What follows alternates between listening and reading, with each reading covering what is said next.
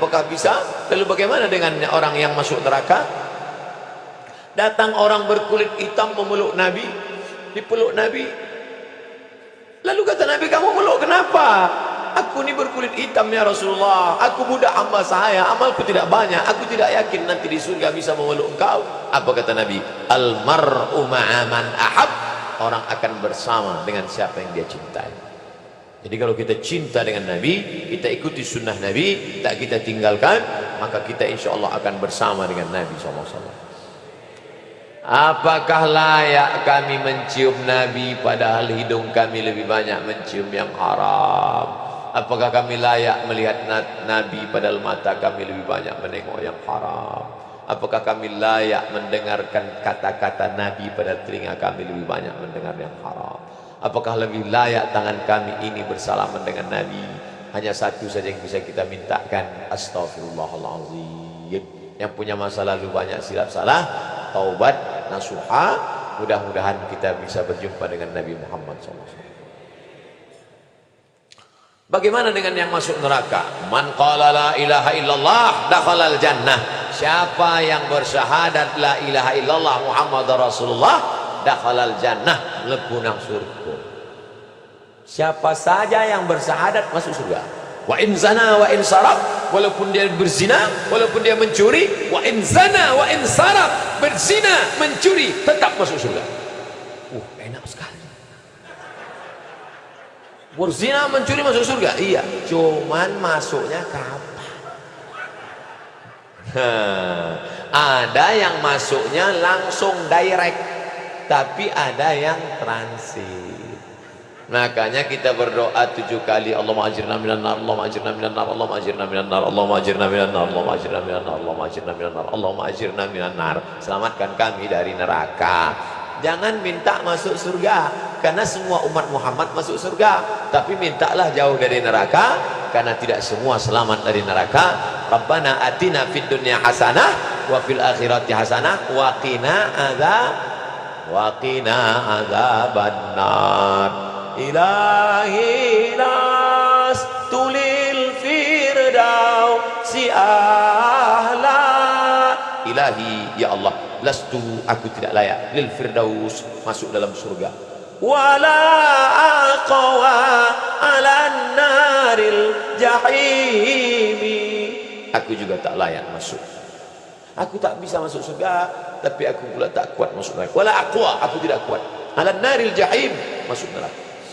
Zunubi mislu adadir rimali, zunubi, dosa-dosa mislu adadir rimali, sebanyak buih di pantai, banyak rimal, pasir di pantai. Fa innaka ghafirudz dzambil azim, tapi aku yakin engkau maha pemaaf segala silap dan dosa ya Allah. Banyak itu, renungkan itu, meneteskan air mata. Nanti malam sholat baca itu. Mau nangis bapak di samping tempat tidur, nangis. Sampai mas, sampeannya apa? Tetap dia nangis gak berhenti. Kenapa mas? Ingat mantan. Melayang bantal. Ustadz, mohon doanya bersama jamaah siswa SMA Negeri 9 Surabaya dan siswa seluruh SMA di Indonesia, karena kami akan menghadapi ujian nasional. Kita akan berdoa. Yang mau didoakan ujian nasional, yang berdoa UAS, ujian akhir semester. Insyaallah di akhir majelis kita doa. Yang baca doa Ustadz Abdul Somad, tapi doa itu dikabulkan Allah karena para habaib kita, keturunan-keturunan Rasulullah, para kiai yang lidahnya tak pernah berhenti berzikir, ibu-ibu yang amanah, aminah, istiqamah. Maka nanti kita berdoa di akhir majelis, mudah-mudahan anak-anak kita lulus semua insyaallah. Bagaimana caranya supaya doa cepat terkabul, dan bagaimana supaya jodoh yang kita impikan cepat datang?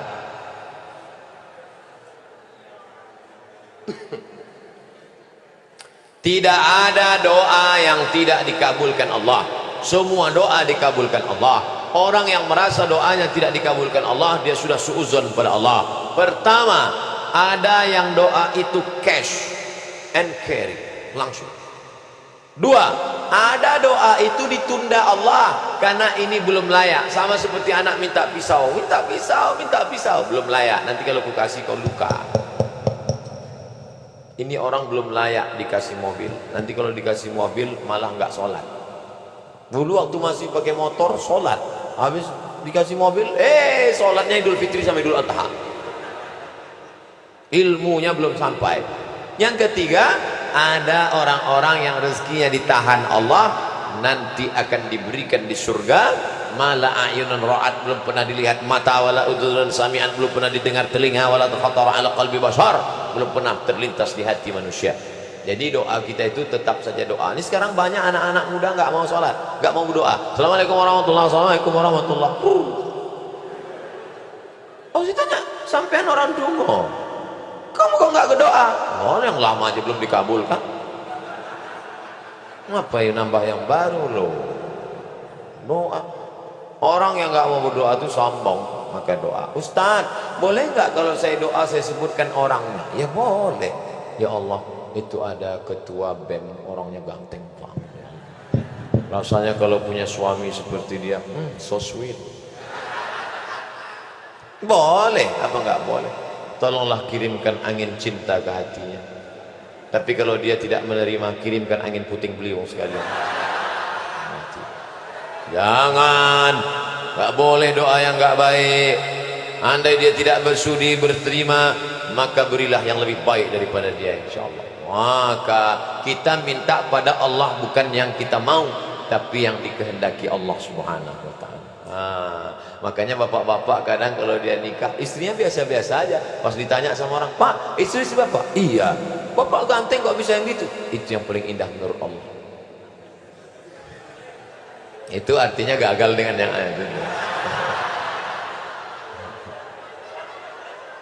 Aku tidak melihat engkau, yang kulihat adalah orang yang sudah mengirimkan engkau. Datang utusan presiden, kita tidak lihat dia, yang kita lihat yang mengutusnya. Ada 3 orang diberi pena, yang satu dikasih pena, yang satu dikasih pena, 3 orang, tapi responnya beda. Yang satu berkata, cuman dikasih pena sama Pak Gubernur, ya jadilah daripada nggak ada pena. Yang satu marah-marah, masa cuman ngasih pena, kasih kayak Harley Davidson. Yang satu lagi, aku tidak melihat bendanya, tapi yang kulihat adalah siapa yang memberikannya. Sehingga setiap aku menulis, orang akan bertanya, apa yang kau tulis? Tulisannya biasa, tapi pena ini pemberian sang raja. Nanti begitu kau mendapat, walaupun dia biasa aja, itu siapa? Dia yang sudah dikirimkan Allah Subhanahu wa Ta'ala. Gitu. Nanti bapak ibu pulang besok, kalau ada orang nanya, itu istrimu? Iya. Kok begitu bentuknya? Dia dikirimkan Allah.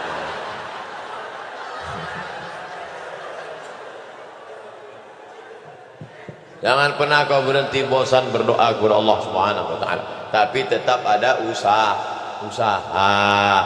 Itu ada kiai, santrinya banyak, ya pendekatan lah kiai. Ustaz, saya sudah ditolak calon mertua saya, gimana caranya? Jangan kamu sendiri ngadap ke sana. Kamu sendiri ngadap, selengean, celana sobek, pakai kap 70. Ya nggak mau dia. Coba bawa, tanya, calon mertuamu itu kerjanya di mana? Di Universitas Airlangga. Bagian apa dia? Di kantor. Bawa Pak Rektor. Mana tuh?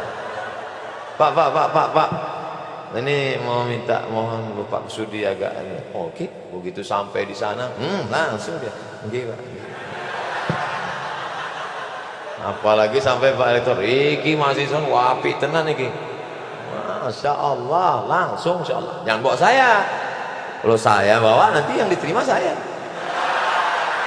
Bercanda.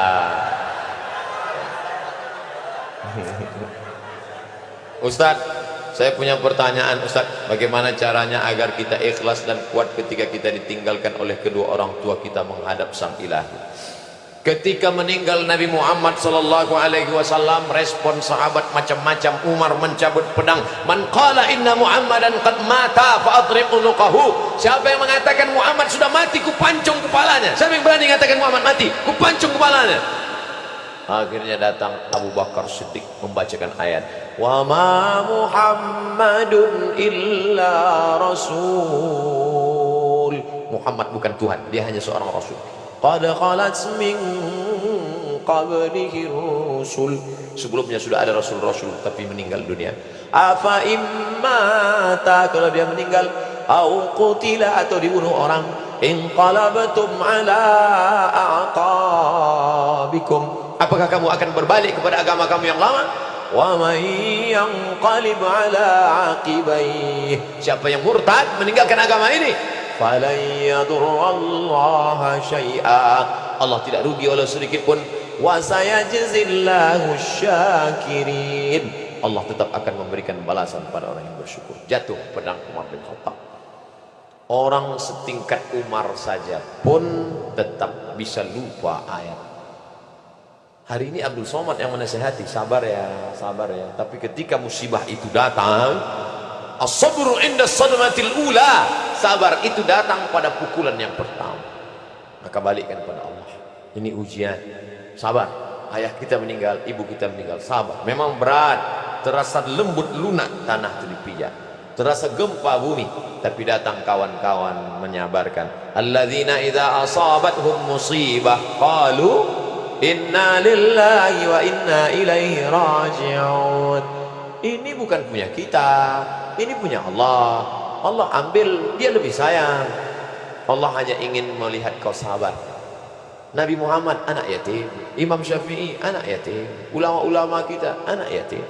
Jangan sedih menjadi yatim, karena Allah ingin memuliakanmu. Kamu sama dengan Nabi Muhammad sallallahu alaihi wasallam. Fa ammal yatima fala taqhar, jangan kau hardi. Nah, jadi sabar. Makanya banyak kita lihat suami-suami yang ketika istrinya meninggal sabar.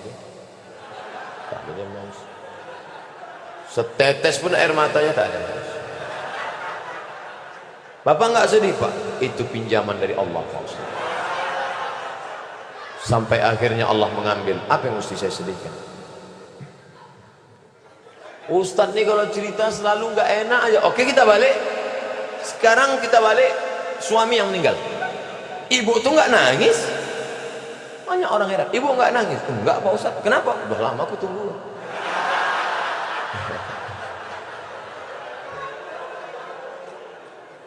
Balikkan kepada Allah SWT. Bagaimana cara menghadapi dosen killer?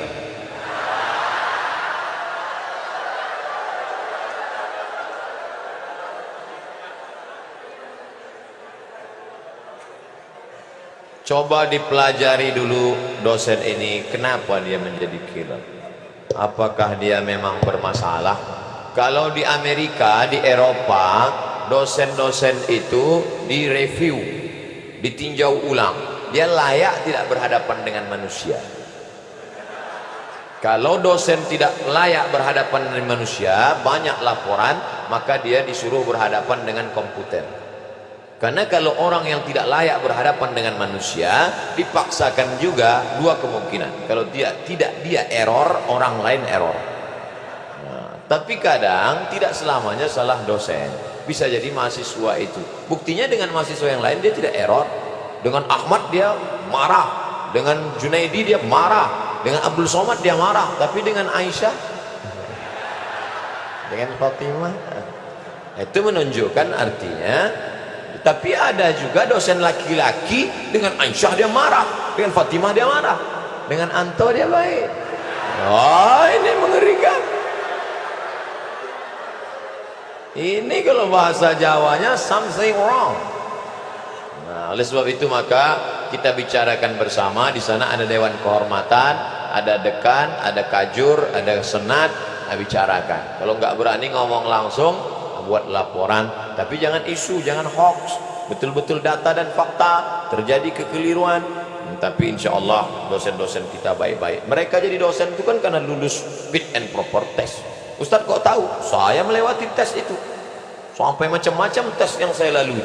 Surat kesehatan dari dokter, dia ragu saya sakit. Surat berkelakuan baik dari Kapoltabes Pekanbaru, saya urus semua. Disangkanya saya PKI. Menyatakan Kapoltabes Pekanbaru menyatakan orang ini tidak terlibat G30 PKI dan tidak teroris. Masa tampang seganteng ini teroris? Bersih semua. Sampai fit and proper test, disuruhnya saya putar. Silakan masuk. Saya masuk. Putar kanan. putar kiri. Habis itu saya heran, ini tes apa? Oh, ternyata Anda tidak cacat. Semua dites, sampai bibir saya pun ditanya, kenapa bibir Anda hitam?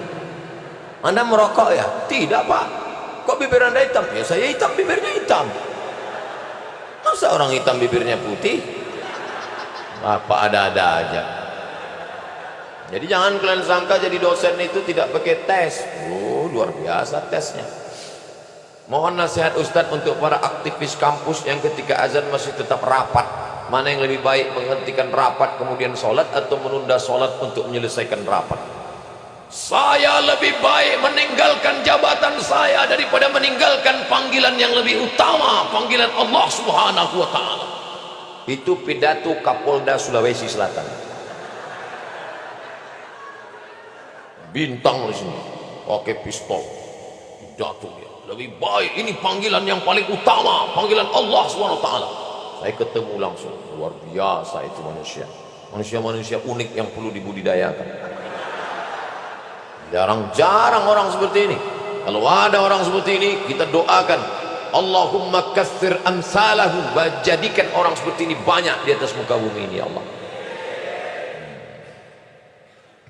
Jadi Pak Ustaz, ikutlah Pak Kapolda dulu.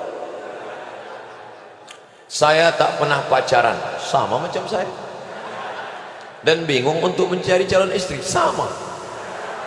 Bagaimana ya Ustadz kriteria calon istri yang baik? Tungkahul mar'atu li arba', perempuan dinikahi karena 4. Pertama, limaliha, sukih, kaya, duitnya banyak, wakeh tenan. Wali jamali wali hasabiha, keturunan orang baik-baik, bangsawan, bangsa yang hidup di awan. Wali jamaliha, beautiful, sweet, tapi jangan black sweet. Black sweet itu hitam manis. Saya dulu dipesan orang, nanti kalau kau nikah jangan cari hitam manis. Kenapa gitu? Habis manisnya tinggal hitamnya. Yang hitam manis yang tersinggung. Bercanda. Wali diniha, karena agamanya. Kalau kau cari karena cantiknya, cantik akan berubah, hari berganti musim berubah. Dulu cantik bukan main. Tapi begitu sudah anak keluar 3, bongkar mesin, hancur. Kalau kau carikan hartanya, dulu karena cincinnya banyak, hari ini dia berubah, harta tak ada lagi, akhirnya kau benci. Kau cari karena sukunya, berapa banyak yang dikeluarkan dari suku, dicopot gelar kehormatan karena melanggar pantangan suku.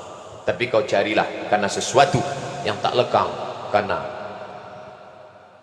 lupa pula, tak lapuk karena hujan, tak lekang karena panas, itulah karena agamanya. Jangan kau cari terlalu cantik, nanti dituduh orang kau pakai pelet.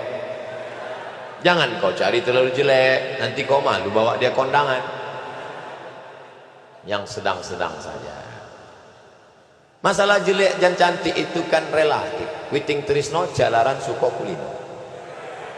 Karena selalu dilihat lama-lama cantik. Laki-laki aja dilihat jadi cantik. Nauzubillah. LGBT. Oleh sebab itu kau cari, dan selagi kuliah gak usah mikirin itu dulu. Pokoknya kau kuliah aja, nanti setelah kau berhasil ngantri mereka datang. Saya aja yang sudah punya anak, sudah nikah, banyak yang mau jadi yang kedua. Pede sekali Ustaz. Nah, komen-komen di FB aja. Pokoknya kau berhasil, jangan pikirkan. Ustaz dulu waktu di Mesir ada pacaran. 4 tahun saya di Mesir nggak pernah pacaran. Wallahi, demi Allah, berani saya bersumpah. Emang nggak pernah. Tanya teman-teman saya yang ada di Surabaya. Ustaz Somad dulu waktu di Mesir pacaran? Enggak. Kenapa? Nggak dapat. Persaingan ketat.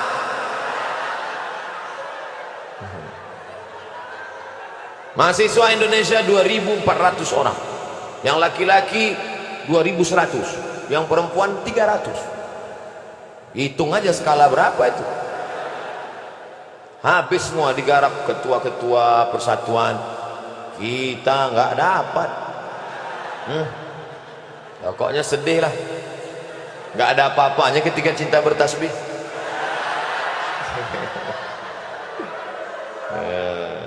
Tapi nanti setelah kau berhasil, insya Allah, di mana ada gula, di situ ada semua. Bagaimana pandangan dan pendapat Ustadz tentang jaringan Islam liberal yang sudah mulai marak di Indonesia dan saat ini mulai masuk ke kerohanian SKI sekolah-sekolah. Jadi ada di Jawa Timur Pondok Pesantren Ponorogo, Gontor, Darussalam punya anak namanya Dr. Fahmi Zarkashi. Itu ketua daripada MIUMI, Majelis Intelektual Muda Ulama Muda Indonesia. Mereka ini punya namanya INSIS, bukan ISIS, INSIS, INSIST. Ini yang konsen dalam masalah mengcounter liberal. Jadi adik-adik nanti buat kajian, undang mereka. Cuman mereka tidak model ceramah begini, pakai makalah serius, pakai infokus. Nanti undang. Ada namanya Dr. Adian Husaini. Kemudian ada pula Dr. Fahmi Zarkashi dari London, Inggris. S2-nya dari IIU, International Islamic University di Islamabad, Pakistan. Ada lagi dapat doktor 2, satu dari Bonn, Jerman, yang satu lagi dari Istaq, murid langsung dari Profesor Dr. Naqib Al-Attas yang ada di Malaysia. Nah, ini mereka konsen mengcounter itu. Nah, nanti adik-adik World Islamic View, bagaimana memandang dengan pandangan Islam, bagaimana program brainwash, cuci otak, bagaimana, nah, itu semua dari pagi sampai makan siang zuhur sampai sore sehari membahas tentang masalah itu dengan pakar-pakaran. Nah, insya Allah ke depan buat program, apakah sebulan sekali atau 2 bulan sekali atau 3 bulan sekali, apakah triwulan, apakah caturwulan, bulan ini ustadz ini, bulan depan ustadz ini. Tapi kalau untuk INSIS tadi harus satu paket. Nah, ini insya Allah memberikan pandangan yang baru buat kita semua, insya Allah. Amin. Kertas terakhir, minta doa untuk siswa-siswi SMA Negeri 9 Surabaya yang akan menghadapi ujian nasional. Hadir 2000 siswa-siswi. Di mahasiswa-siswi ini. Untuk mahasiswa-mahasiswi Unair agar istiqomah menjalankan visi misi universitas excellent with morality. Oh, ini luar biasa. Tetap excellent, tetap peringkat tinggi, tetap berprestasi secara intelektual, tapi with morality, tapi tetap berakhlakul karimah. IP-nya 4, tapi juga tahajudnya rajin, fisiknya sehat. Amin. Al-mu'minul qawi, mukmin yang kuat, kuat fisik, kuat mental, kuat ekonomi, kuat otak, kuat hati, kuat iman, kuat ilmu, kuat amal. Khairun, lebih baik, wa ahabbu ilallah, lebih dicintai Allah, minal mu'minin dha'if, daripada mukmin yang lemah. Mudah-mudahan selesai kajian ini tidak bim salah bim abrakadabra, tapi berproses menuju kebaikan insyaallah. Amin. Ya Ustadz, cara berdakwah yang baik kepada pemuda yang belum paham syariat Islam itu gimana? Aku tidak mengerti syariat Islam.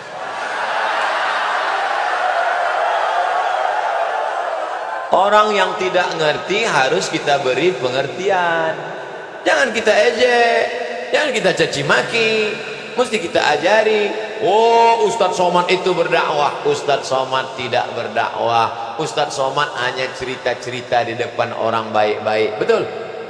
Ini yang di depan saya ini kan orang baik-baik semua. Pak Baib, ulama, Pak Rektor, Pak Kapolres, Pak Kapoltabes, orang-orang baik. Ini orang baik semua. Tapi ada yang berceramah di diskotik. Masuk dia ke dalam, dia ceramah. Bro, sampai kapan kau minum? Kau akan mati menjadi cacing tanah. Banyak mereka itulah yang berdakwah. Luar biasa. Oleh sebab itu kita ikuti selera. Buat polling kajian kampus. A, ustadz jenis apakah yang kau inginkan? B, ikuti aja selera mereka, jangan kita paksa.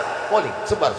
Dia mau, kata dia, saya sebenarnya ustadz sudah lama mau ngaji. Terus kenapa nggak ikut ngaji? Saya nggak ngaji karena ustadz itu setiap ceritanya neraka aja. Saya setiap ceramah neraka. Saya maunya bagaimana membangkitkan motivasi belajar. Oh, kalau gitu panggil motivator. Kamu maunya apa? Saya maunya cerita bagaimana suksesnya mereka. Undang, hadirkan di sana profesor, hadirkan di sana Kapoltabes, hadirkan di sana Pak Dandim, Komandan Kodim, hadirkan di sana psikiater, psikolog, dialog. Jadi tidak lagi ceramah tablik akbar, dialog, cerita-cerita. Karena ada sebagian orang kalau tablik akbar dia bayangannya ini nasihat menjelang kematian. Dia takut. Nah, diikuti mereka. Kumpulkan nanti anak-anak muda yang belum ngaji, anak-anak muda hadir semua. Kita tidak ada pengajian insya Allah, hanya praktek langsung. Praktek apa? Penyelenggaraan jenazah.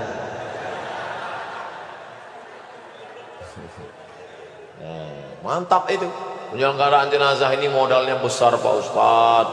Kita harus sewa patung untuk mandi. Gak usah, modalnya cuma kapur baru sama kain putih sama kapas aja. Terus praktek mandinya gimana? Yang nakal-nakal tuh mandi.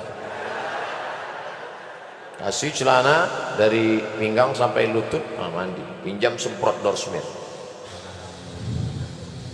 mandikan. Gali tanah, aku kuburkan. Gulung, setelah gulung, siapa yang bandel-bandel, yang preman-preman, gulung, letakkan dia situ. Yakin saya menangis. Usolli ala hazihil janazah arba'ah takbiratin fardul kifayah. Allahu Akbar. Al-Fatihah, Allahu Akbar, salawat, Allahu Akbar, Allahumma firlahu warhamhu wa'afihi wa'afu anhu. Udah, tangan dia kan gini, timbun, timbun. Baru dia tahu rasanya mati. Wah, gladinya aja gitu kata dia, apalagi seriusnya nanti. Insyaallah banyak yang berubah. Sekarang banyak penyelenggaraan jenazah, yang ikut orang tua. Kalau ada penyelenggaraan jenazah di masjid, orang tua nggak usah ikut, karena dia yang mau dimandikan nanti. Yang ikut itu yang anak-anak muda aja. Nih, jadi buat nanti anak-anak muda, khusus kajian pemuda Islam. Saya tidak tahu tata cara sholat, wudhu dan lain-lain. Wudhu dulu baru sholat. Mengikuti mazhab siapa? Saya hanya mengikuti apa yang telah diajarkan oleh orang tua saya. Kata Syekh Yusuf Al-Qaradawi, mazhabul am, mazhab man yuftih. Orang awam itu mazhabnya ngikut gurunya. Kalau ngikut saya, pasti ikut mazhab Syafi'i, karena saya pakai mazhab Syafi'i. Kalau ngikut Abi Kiai Haji Ihya Ulumuddin, pasti ikut mazhab Syafi'i, karena beliau bermazhab Syafi'i. Kalau ikut Muhammadiyah Pak Ustadz, majelis tarjih. Muhammadiyah punya majelis namanya tarjih. Kadang mentarjihkan mazhab Hanafi, kadang mentarjihkan mazhab Maliki. Jadi ikut aja guru. Yang penting guru itu benar, yang layak digugu dan ditiru. Guru saya tuh Pak Ustadz sholatnya pejam mata aja. Itu nggak ada. Itu mazhab apa itu? Hayya 'alas shalah. Pejam mata aja. Habis itu sudah. Wah, itu nggak benar. Carilah guru yang benar. Alaikum bisunnati, yang mengikuti sunnah Nabi Muhammad sallallahu alaihi wasallam. Ustadz, saya tidak tahu apa boleh ketika orang diberikan amanah, namun karena merasa belum kuat menerima amanah, jadilah seseorang itu menolaknya. Ada yang meminta amanah kepada Nabi, namanya Abu Dzar Al-Ghifari. Istamilni ya Rasulullah, angkatlah aku jadi amil ya Rasulullah. Apa kata Nabi? Innaka la dhaif, engkau orangnya lemah, sedangkan amanah ini kuat. Orang yang layak menerima amanah sifatnya dua, sudah dibacakan oleh Pak Rektor. Inna khaira man ista'jartal qawiyul amin. Yang layak orang yang kuat dan amanah. Ada orangnya kuat tapi tidak amanah, ada orangnya amanah tapi tidak kuat. Yang lebih parah, sudahlah tidak kuat tak pula amanah. Letoy, loyo, lesu, pembohong, penipu. Ini na'udzubillah. Mudah-mudahan kita menjadi anak-anakku sekalian, sehat badannya, sehat fisiknya, olahraganya mantap, berenangnya rajin, puasa sunatnya oke. Kalian orang-orang yang amanah, dan kalian pula orang yang kuat insyaallah. Makanya olahraga terus. Alhamdulillah Pak Ustadz, kami setiap sore Ahad tuh main futsal dari jam 3 sampai jam 8 malam. asar sama maghrib nggak sholat. Nah, ini nggak benar juga. Nah, jadi sesuaikanlah. Saya diberi jamaah busur panah, ada di kamar saya gantung busur panah. Bagus tuh olahraga memanah. Kemudian silat. Ini di Jawa Timur kan banyak itu pesilat tangguh. Ustaz bisa silat lidah bisa. Bagus. Nah,